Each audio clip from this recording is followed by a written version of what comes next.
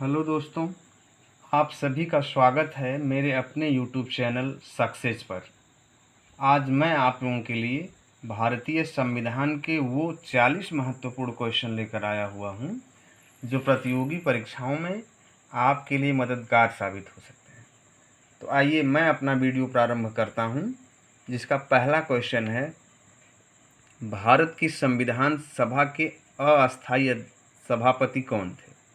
विकल्प A doctor Rajendra Prasad, B doctor Sachchidanand Sinha, C doctor Bhimrao Ambedkar, D Mahatma Gandhi. तो इसका राइट आंसर होगा विकल्प बी, डॉक्टर सच्चिदानंद सिन्हा। संविधान सभा की जो पहली बैठक हुई थी वह 9 दिसंबर 1946 को हुई थी। संविधान सभा की दूसरी बैठक 11 दिसंबर 1946 को हुई थी। इसी से रिलेटेड दूसरे क्वेश्चन की तरफ हम बढ़ते हैं। 11 दिसंबर 1946 को किसे संविधान सभा का अस्थायी अध्यक्ष चुना गया था? विकल्प ए जवाहरलाल नेहरू, बी डॉक्टर भीमराव अंबेडकर, सी डॉक्टर राजेंद्र प्रसाद, डी के.एम. मुंशी। तो इसका राइट आंसर होगा डॉक्टर राजेंद्र प्रसाद। नेक्स्ट क्वेश्चन, भारतीय संविधान सभा की प्रारूप समिति के अध्यक्ष कौन थे? विकल्प A doctor Rajendra Prasad, B Jawaharlal Nehru, C doctor BR. Ambedkar, D पुरुषोत्तम दास टंडन। तो इसका राइट आंसर होगा विकल्प सी, डॉक्टर भीमराव अंबेडकर। यहाँ दोस्तों हमें एक बात ध्यान देने की है कि 3 प्रश्न बड़ी अच्छे से पूछता है परीक्षाओं में और अक्सर छात्र इसमें भ्रमित हो जाते हैं। पहला क्वेश्चन पूछता है कि संविधान सभा के अस्थायी सभापति कौन थे, तब हमारा उत्तर डॉक्टर सच्चिदानंद सिन्हा को जाएगा। यदि पूछता है कि संविधान सभा के अस्थायी अध्यक्ष कौन थे, तब हमारा उत्तर डॉक्टर राजेंद्र प्रसाद को जाएगा।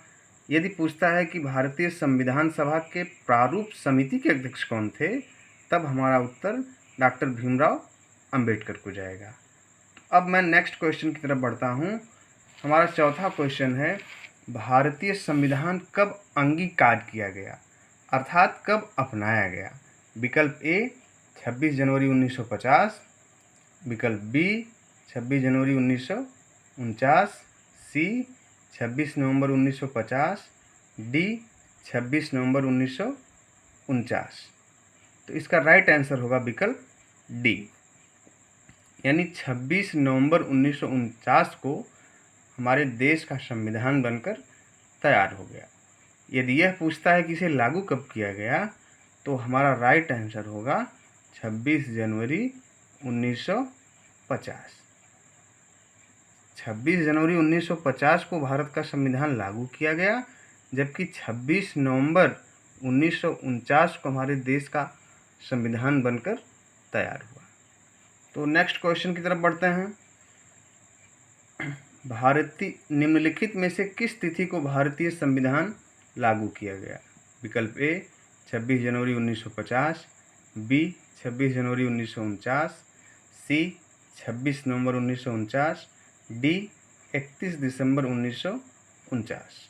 तो दोस्तों इसका राइट आंसर होगा विकल्प ए 26 जनवरी 1950, यानी हमारे देश का संविधान 26 जनवरी 1950 को लागू किया गया।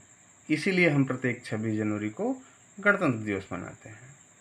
एक बात यहाँ यह भी ध्यान देने की है कि हमारे देश के संविधान को 2 वर्ष 11 महीना और 18 दिन बनने में लगे। नेक्स्ट क्वेश्चन तरफ बढ़ते हैं। भारत की संविधान सभा का संवैधानिक सलाहकार कौन था?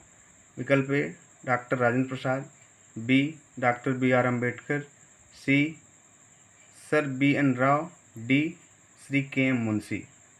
तो इसका राइट आंसर होगा दोस्तों विकल्प सी, सर बी.एन.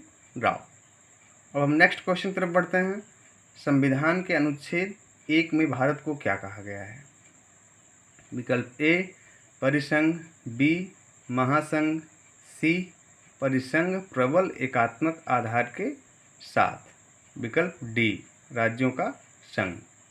तो इसका राइट आंसर होगा दोस्तों विकल्प डी, यानी संविधान के अनुच्छेद 1 में भारत को राज्यों का संघ कहा गया है। अब हम नेक्स्ट क्वेश्चन की तरफ बढ़ते हैं। विश्व का सबसे बड़ा लिखित एवं सर्वाधिक व्यापक संविधान किस देश का है? विकल्प ए ब्रिटेन, विकल्प B Bharat, C Canada, D दक्षिण अफ्रीका। तो दोस्तों इसका राइट आंसर होगा विकल्प बी, यानी भारत विश्व का सबसे बड़ा लिखित एवं सर्वाधिक व्यापक संविधान। नेक्स्ट क्वेश्चन, लिखित संविधान की अवधारणा सबसे पहले किस देश ने पेश की? विकल्प ए संयुक्त राज्य अमेरिका, बी फ्रांस, सी ब्रिटेन, डी स्विट्जरलैंड। तो इसका राइट आंसर होगा विकल्प बी फ्रांस। दोस्तों विश्व का पहला लिखित संविधान किस देश का है? अगर यह प्रश्न पूछता है कि विश्व का पहला लिखित संविधान किस देश का है, तो हमारा आंसर होगा अमेरिका। लेकिन अगर यह प्रश्न पूछता है कि विश्व का सबसे बड़ा लिखित संविधान किस देश का है, तो हमारा आंसर क्या होगा? भारत। अब नेक्स्ट क्वेश्चन की तरफ हम बढ़ते हैं। भारतीय संविधान में शामिल नीति निर्देशक सिद्धांत किसके संविधान से लिया गया है? A Canada, B America, C Australia, D Ireland. तो दोस्तों हमारा राइट आंसर होगा विकल्प डी, यानी आयरलैंड। भारतीय संविधान में शामिल नीति निर्देशक सिद्धांत आयरलैंड के संविधान से लिया गया है, जो भाग 4 में अनुच्छेद 36 से 51 तक वर्णित है। संविधान के भाग 4 में अनुच्छेद 36 से 51 तक किसका वर्णन है? नीति निर्देशक तत्वों का वर्णन है। हम नेक्स्ट क्वेश्चन तरफ बढ़ते हैं। क्वेश्चन नंबर 11, भारतीय संविधान कैसा है? विकल्प ए कठोर, बी लचीला, सी न ही कठोर न ही लचीला, डी अंशतः कठोर अंशतः लचीला। तो इसका राइट आंसर होगा दोस्तों विकल्प डी, यानी हमारा संविधान अंशतः कठोर, थोड़ा कठोर है और थोड़े लचीला भी है, इसलिए ये विकल्प डी सही माना जाएगा। अब हम नेक्स्ट क्वेश्चन 12वीं की तरफ बढ़ते हैं। क्वेश्चन है, स्वतंत्र भारत के प्रथम कानून मंत्री कौन थे? विकल्प ए जवाहरलाल नेहरू, विकल्प बी सरदार वल्लभ भाई पटेल, सी मौलाना अबुल कलाम आज़ाद, डी डॉक्टर भीमराव अंबेडकर। इसका राइट आंसर होगा विकल्प डी, डॉक्टर भीमराव अंबेडकर, जो हमारे देश के पहले शिक्षा मंत्री भी थे। नेक्स्ट क्वेश्चन की तरफ बढ़ते हैं दोस्तों। गीत जन गण मन को भारत के राष्ट्रगान के रूप में किस वर्ष स्वीकृत किया गया? विकल्प ए 1947, विकल्प बी 1949, विकल्प सी 1950 और विकल्प डी 1951। तो इसका राइट आंसर होगा दोस्तों विकल्प सी 1950, यानी हमारे देश का जो राष्ट्रगान है जन गण मन, उसे हमारे संविधान सभा ने 24 जनवरी 1950 को अपनाया। और दोस्तों जानकारी के लिए यह बताना आवश्यक है कि जन गण मन जो हमारे देश का राष्ट्रगान है, सबसे पहले 27 दिसंबर 1911 को कांग्रेस के कलकत्ता अधिवेशन में गाया गया था।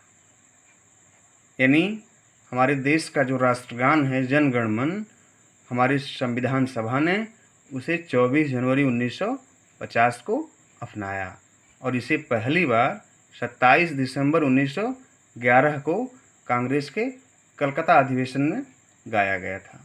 दोस्तों राष्ट्रगान को गाने की जो अधिकतम अवधि है वो कितनी होती है? 52 सेकंड। कितनी होती है? 52 सेकंड। यदि बात की जाए कि राष्ट्रगान को न्यूनतम कितने समय में गाया जा सकता है, तो राइट आंसर होगा 20 सेकंड, यानी अधिकतम 52 सेकंड एवं न्यूनतम 20 सेकंड। मुझे उम्मीद है कि आप लोग मेरे द्वारा बताई गई बातों को रुचिपूर्वक सुन रहे होंगे और आपको पढ़ने में आनंद आ रहा होगा। अब मैं नेक्स्ट क्वेश्चन की तरफ बढ़ता हूँ। क्वेश्चन नंबर 14, निम्नलिखित में से किस अधिकार को डॉक्टर भीमराव अंबेडकर ने संविधान का हृदय एवं आत्मा कहा था? विकल्प ए धार्मिक स्वतंत्रता का अधिकार, विकल्प बी संपत्ति का अधिकार, सी समानता का अधिकार, डी संवैधानिक उपचारों का अधिकार। तो इसका राइट आंसर होगा विकल्प डी, संवैधानिक उपचारों के अधिकार को डॉक्टर भीमराव अंबेडकर ने संविधान का हृदय एवं आत्मा कहा था। दोस्तों ये क्वेश्चन बहुत ही इम्पोर्टेंट है, कई बार प्रतियोगी परीक्षाओं में पूछता है कि संविधान का हृदय एवं आत्मा डॉक्टर भीमराव अंबेडकर ने किसे कहा है। तो राइट आंसर क्या हो जाएगा? संवैधानिक उपचारों के अधिकार को डॉक्टर भीमराव अंबेडकर ने संविधान का हृदय एवं आत्मा कहा था, और इसका वर्णन अनुच्छेद 32 से 35 तक मौलिक अधिकारों में हुआ है। नेक्स्ट क्वेश्चन की तरफ बढ़ते हैं। क्वेश्चन नंबर 15, निम्न में कौन सा संशोधन अधिनियम मिनी संविधान माना जाता है, यानी छोटा संविधान माना जाता है?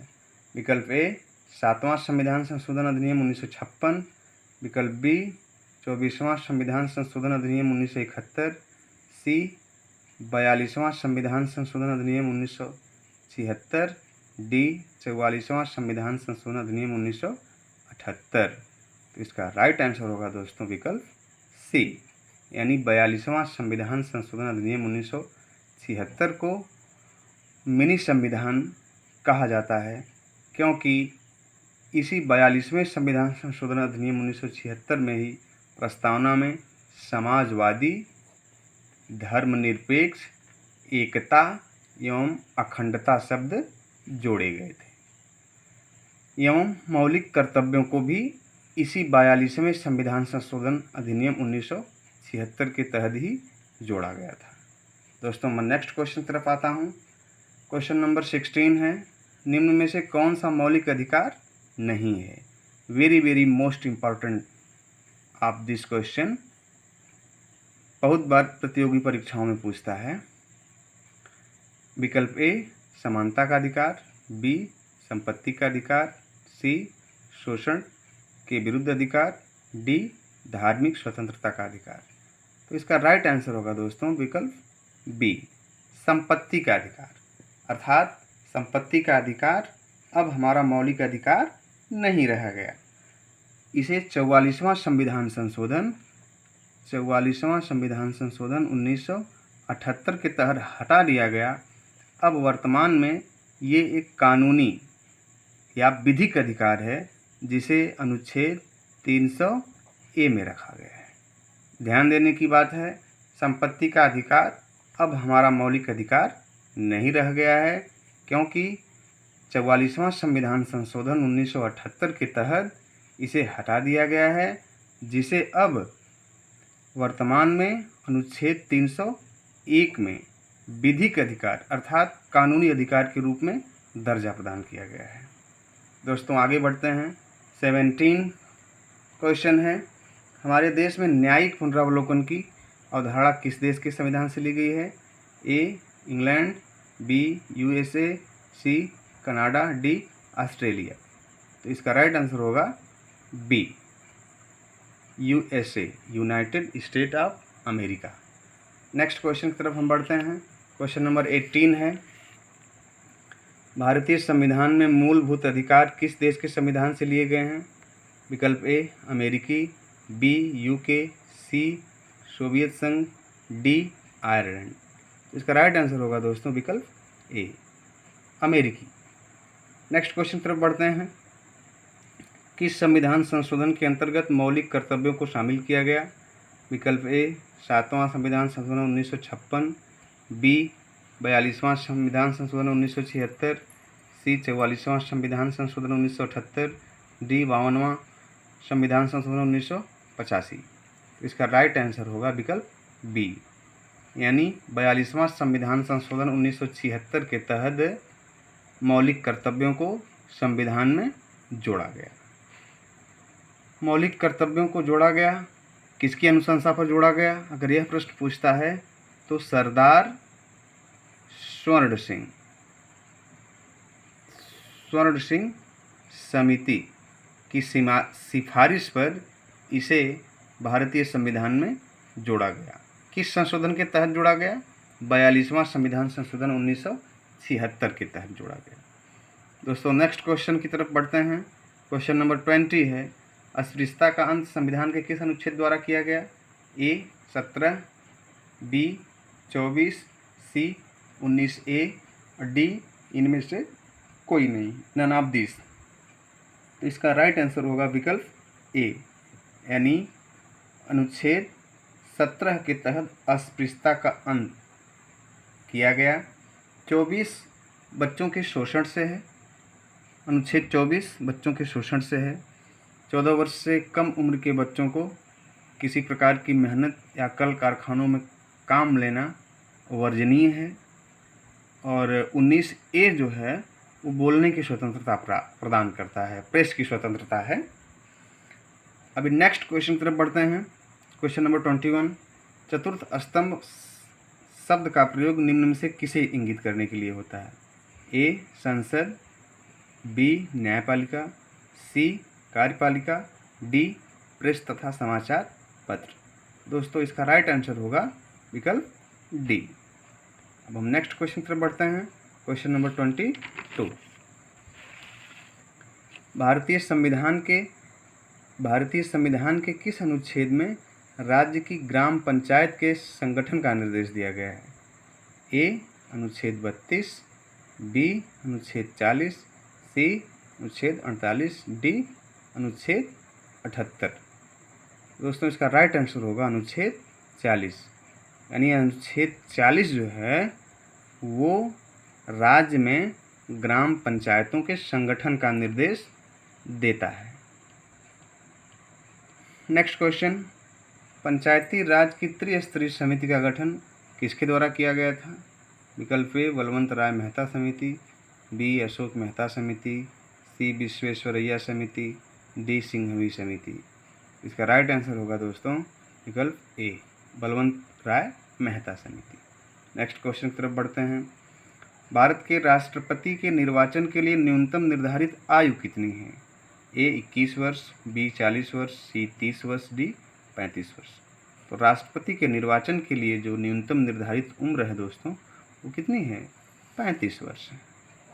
हमें दिमाग में रखना है कि राष्ट्रपति के निर्वाचन के लिए न्यूनतम निर्धारित आयु 35 वर्ष। नेक्स्ट क्वेश्चन की तरफ बढ़ते हैं। 25, निम्नलिखित में से वह कौन व्यक्ति थे जिन्हें भारत का निर्विरोध राष्ट्रपति चुना गया? ए डॉक्टर राजेंद्र प्रसाद, डॉक्टर सर्वपल्ली राधाकृष्णन, सी डॉक्टर नीलम संजीव रेड्डी, डी डॉक्टर शंकर दयाल शर्मा। तो दोस्तों इसमें राइट आंसर होगा विकल्प सी। डॉक्टर नीलम संजीव रेड्डी एक ऐसे राष्ट्रपति थे जो निर्विरोध चुने गए, यानी इनके खिलाफ अन्य कोई कैंडिडेट नहीं था, ये निर्विरोध चुन लिए गए, इनके अपोजिशन में कोई चुनाव के लिए खड़ा ही नहीं था। नेक्स्ट क्वेश्चन 26, राष्ट्रपति को पद की शपथ कौन दिलाता है? ए लोकसभा अध्यक्ष, बी प्रधानमंत्री, सी उपराष्ट्रपति, डी भारत के मुख्य न्यायाधीश। दोस्तों इसका राइट आंसर होगा भारत के मुख्य न्यायाधीश, यानी राष्ट्रपति को उसके पद की शपथ भारत का मुख्य न्यायाधीश दिलाता है। अब मैं नेक्स्ट क्वेश्चन की तरफ बढ़ता हूं दोस्तों। क्वेश्चन नंबर 27, राष्ट्रपति अपना त्यागपत्र किसे सौंपता है? ए प्रधानमंत्री को, बी भारत के मुख्य न्यायाधीश को, सी उपराष्ट्रपति को, डी लोकसभा के स्पीकर को। तो इसका राइट आंसर होगा दोस्तों विकल्प सी उपराष्ट्रपति को, यानी राष्ट्रपति अपना त्यागपत्र उपराष्ट्रपति को सौंपता है। नेक्स्ट क्वेश्चन दोस्तों 28, किसी राज्य में राष्ट्रपति शासन का तात्पर्य है कि वह राज्य संचालित होता है? ए प्रत्यक्ष रूप में राष्ट्रपति द्वारा, बी एक काम चलाऊ सरकार द्वारा, सी राष्ट्रपति द्वारा नामांकित मुख्यमंत्री द्वारा, डी राज्य के राज्यपाल द्वारा। तो दोस्तों इसका राइट आंसर होगा विकल्प डी, यानी राष्ट्रपति शासन का तात्पर्य राज्य के राज्यपाल द्वारा होता है। और यदि पूछता है कि राष्ट्रपति शासन किस अनुच्छेद के तहत लगता है, तो हमारा राइट आंसर जो होगा अनुच्छेद 356, ये राष्ट्रपति शासन को घोषित करता है। अनुच्छेद 356 राष्ट्रपति शासन को घोषित करता है। राष्ट्रपति शासन से आशय राज्य में राज्यपाल के शासन से होता है। नेक्स्ट क्वेश्चन 29, राज्यसभा में राष्ट्रपति द्वारा कितने सदस्य मनोनीत किए जाते हैं? ए 10, बी 12, सी 15, डी 20। इसका राइट आंसर होगा दोस्तों विकल्प बी, यानी राज्यसभा में राष्ट्रपति कितने सदस्यों को मनोनीत करता है? 12 सदस्यों को। यदि क्वेश्चन पूछे कि लोकसभा में कितने सदस्यों को राष्ट्रपति मनोनीत करता है, दोस्तों लोकसभा में राष्ट्रपति 2 एंग्लो इंडियन को मनोनीत करता है। राज्यसभा में 12 और लोकसभा में 2 सदस्यों को मनोनीत करता है। क्वेश्चन नंबर 30, राज्यसभा का अध्यक्ष कौन होता है? ए राष्ट्रपति, बी उपराष्ट्रपति, सी प्रधानमंत्री, डी लोकसभा अध्यक्ष। तो दोस्तों राइट आंसर होगा विकल्प बी, यानी राज्यसभा का अध्यक्ष उपराष्ट्रपति होता है। नेक्स्ट क्वेश्चन पर बढ़ते हैं। 31, संसद बनती है? ए राष्ट्रपति, बी राज्यसभा, सी लोकसभा, डी उपरोक्त तीनों। इसका राइट आंसर होगा विकल्प डी, क्योंकि हमारी देश की संसद राष्ट्रपति, राज्यसभा और लोकसभा ये तीनों को मिला के बनती है। अब हम नेक्स्ट क्वेश्चन की तरफ बढ़ते हैं दोस्तों। क्वेश्चन नंबर 32, संसद के 2 सत्रों के बीच की अवधि कितने माह से अधिक की नहीं होनी चाहिए? ए 1 माह, बी 3 माह, सी 6 माह, डी 9 माह। इसका राइट आंसर होगा दोस्तों विकल्प सी 6 माह। दोस्तों जो सत्र होते हैं वो 3 तरह के सत्र चलते हैं। पहला होता है बजट सत्र, दूसरा होता है मानसून सत्र और तीसरा होता है शीतकालीन सत्र। लेकिन 2 सत्रों के बीच की जो न्यूनतम अवधि होनी चाहिए वो कम से कम 6 माह की होनी चाहिए। अभी नेक्स्ट क्वेश्चन की तरफ पढ़ते हैं। क्वेश्चन नंबर 33, संविधान में कितने प्रकार के आपातकालों का प्रावधान है? 1, विकल्प बी 2, विकल्प सी 3, विकल्प डी 4। तो दोस्तों इसका राइट आंसर होगा विकल्प सी 3, यानी हमारे देश के संविधान में 3 प्रकार के आपातकाल का प्रावधान है।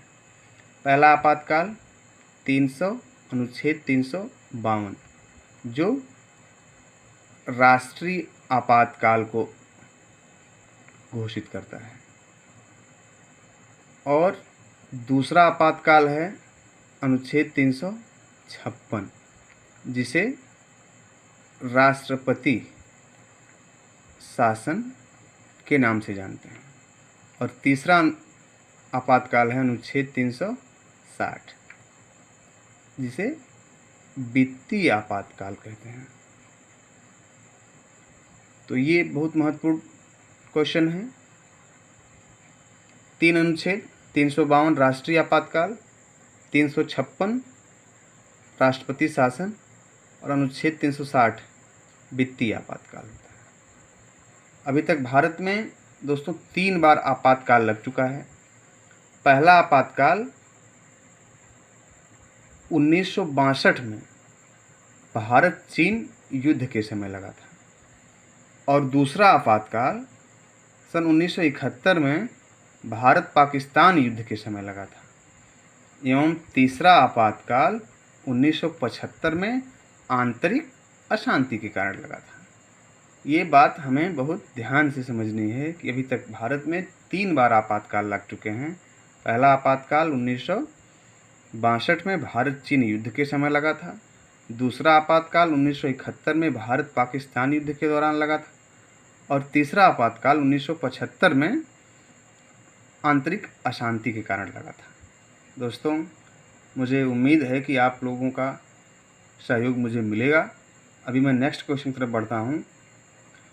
क्वेश्चन नंबर 34, भारत में राष्ट्रपति अब तक कितनी बार वित्तीय आपात की घोषणा कर चुके हैं?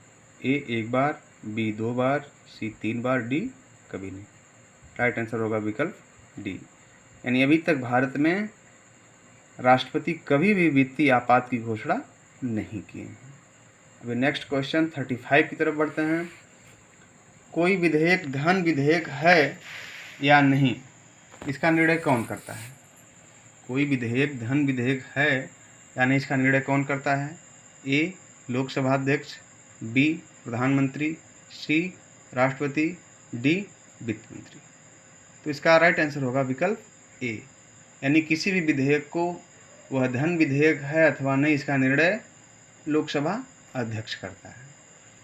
क्वेश्चन नंबर 36 पे आते हैं। लोकसभा के निर्वाचन के लिए न्यूनतम आयु क्या है? ए 30 वर्ष, बी 35 वर्ष, सी 21 वर्ष, डी 25 वर्ष। तो इसका राइट आंसर होगा दोस्तों विकल्प डी, यानी लोकसभा के निर्वाचन के लिए न्यूनतम आयु 25 वर्ष होनी चाहिए और राज्यसभा के निर्वाचन के लिए न्यूनतम आयु 30 वर्ष होनी चाहिए। Next question 37। संविधान की प्रस्तावना में धर्मनिरपेक्ष तथा समाजवादी शब्द किस संविधान संशोधन के अंतर्गत जोड़ा गया था? विकल्प ए 42वां, बी 44वां, सी 76वां, डी 86वां। इसका राइट आंसर होगा विकल्प ए 42वां, यानी 42वां संशोधन 1976 में संविधान में धर्मनिरपेक्ष, समाजवादी, एकता, अखंडता शब्द जोड़े गए थे। नेक्स्ट क्वेश्चन दोस्तों 38। लोकसभा के प्रथम अध्यक्ष कौन थे? A GV Mavalankar, B N Sanjiva Reddy, C doctor SP Mukherjee, D Meira Kumar. तो इसका राइट आंसर होगा दोस्तों विकल्प ए, यानी जीवी मावलंकर हमारे देश के प्रथम लोकसभा अध्यक्ष थे।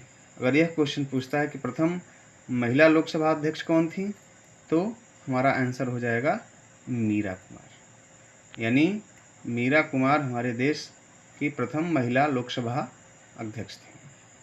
Next question 39। भाषा के आधार पर गठित पहला राज्य कौन है? ए तमिलनाडु, बी आंध्र प्रदेश, सी केरल, डी तेलंगाना। इसका राइट आंसर हो जाएगा विकल्प बी, यानी भाषा के आधार पर गठित पहला राज्य कौन है दोस्तों? आंध्र प्रदेश। अब हम नेक्स्ट क्वेश्चन की तरफ बढ़ते हैं। Question number 40। संविधान के किस अनुच्छेद के अंतर्गत जम्मू कश्मीर को विशेष राज्य का दर्जा दिया गया? विकल्प ए अनुच्छेद 368, बी अनुच्छेद 370, सी अनुच्छेद 371, डी अनुच्छेद 356। तो इसका राइट आंसर होगा दोस्तों विकल्प बी, यानी अनुच्छेद 370 के तहत जम्मू कश्मीर को विशेष राज्य का दर्जा दिया गया था। दोस्तों इसी लास्ट क्वेश्चन के साथ मेरा आज का वीडियो यहीं समाप्त होता है। यदि मेरा वीडियो आपको पसंद आया हो तो लाइक एवं सब्सक्राइब अवश्य करें। नेक्स्ट वीडियो के साथ मैं शीघ्र ही आपके बीच में उपस्थित रहूँगा। धन्यवाद।